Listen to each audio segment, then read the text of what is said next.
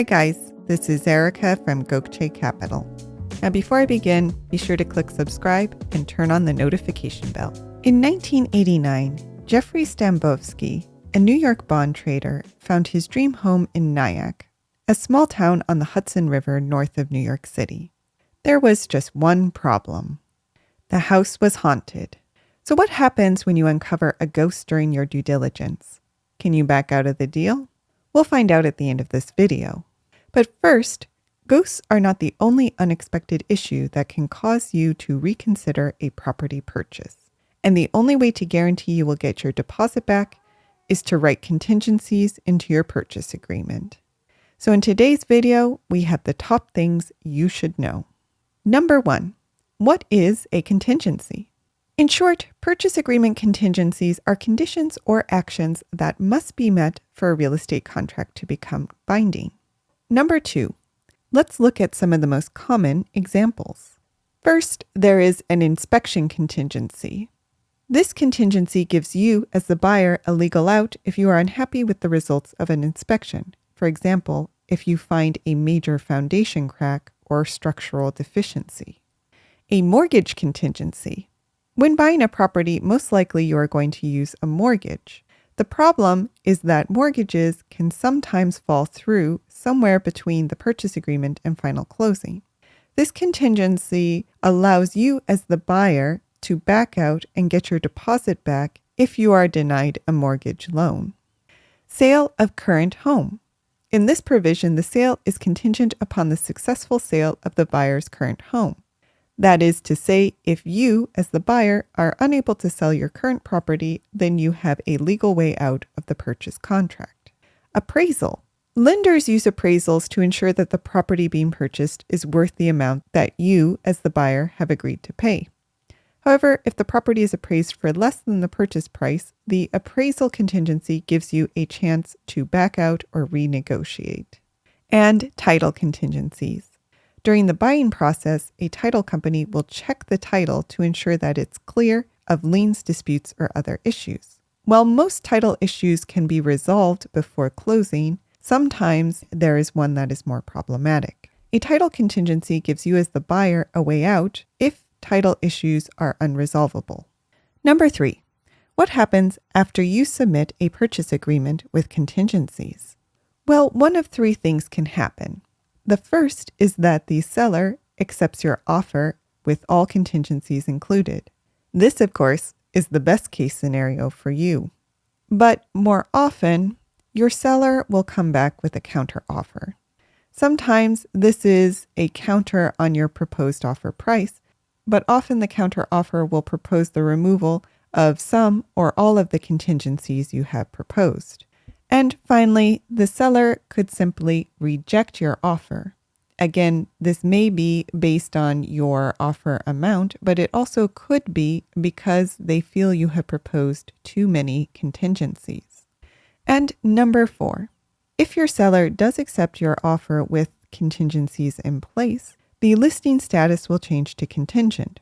But the question is, during the contingent period, is the seller able to continue to show the property or entertain other bids? Well, that depends on how the seller accepts the contingencies. Sometimes the seller will accept a deal with contingencies and also agree to no longer show the home to other buyers or accept offers. Having said that, the seller may also accept a contract with the condition that they may continue to show the property. In some cases, if they get another bid, they may come back to you and tell you that they will accept the bid unless you waive the contingency and move forward with the purchase yourself. So before you go including a ton of contingencies, such as a haunted house provision, keep in mind that you'll want to maintain a balance between protecting yourself and ensuring that you actually get the property. Which brings us back to the case of the Nyack haunted house. In 1989, Jeffrey Stambovsky, a New York bond trader, found his dream home. The home was gorgeous, a rambling, century-old baby blue Victorian favored with a spectacular view of the Hudson. Yet shortly after Jeffrey put down his deposit, he learned that the home had an otherworldly reputation. A few years back, the current owner, Helen Ockley, had written an article for Reader's Digest in which she introduced the world to one of the home's other residents. He, Ockley wrote, sat there in midair, smiling at me from in front of the cold fireplace. Hands clasped around his crossed knees, he was nodding and rocking. He faded slowly, still smiling, and was gone. He was one of 3 to 5 friendly ghosts who inhabited the home. They rarely appeared, but would occasionally leave gifts or slam doors. Helen had found them endearing, but Geoffrey was not charmed. He wanted a home, not a haunted house. So he canceled the closing and demanded his deposit be returned. Ockley, in return, stated that he was in violation of the purchase agreement and thus was not entitled to his earnest money. Not surprisingly, the contract made no mention of what to do in the event of a haunting, and so the case went to court. There it bounced between several rulings before finally resting with Judge Rubin of the New York Supreme Court of Appeals, who had a fun time with it. I would recommend reading through his full ruling, for Rubin hammed it up a bit.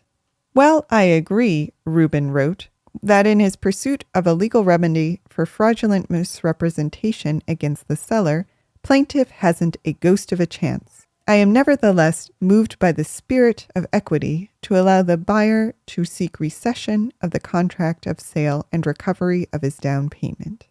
In other words, Geoffrey would not be awarded damages, but he was entitled to his deposit back. However, if you are afraid of ghosts, don't read too much into this ruling. The most salient fact in this case is not the home's creepy reputation, but the seller's active role in perpetuating it.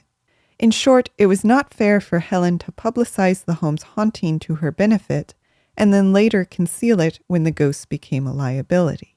Yet, while Helen lost this fight, she won the war. Today, the Nyack house is worth twice as much as nearby properties. It seems there are plenty of people eager to buy a haunted house. But if you are not one of them, you can also propose a ghost contingency. It just might not be accepted. Now, do you have any stories about purchase agreement contingencies? Let us know in the comments. Did you like this video? You're going to love our Gokce Land Due Diligence program. We'll make you a land due diligence expert in just 7 days. Check it out at gokcecapital.com/glad. And while you're at our website, don't forget to explore our $1 down listings at gokcecapital.com/listings.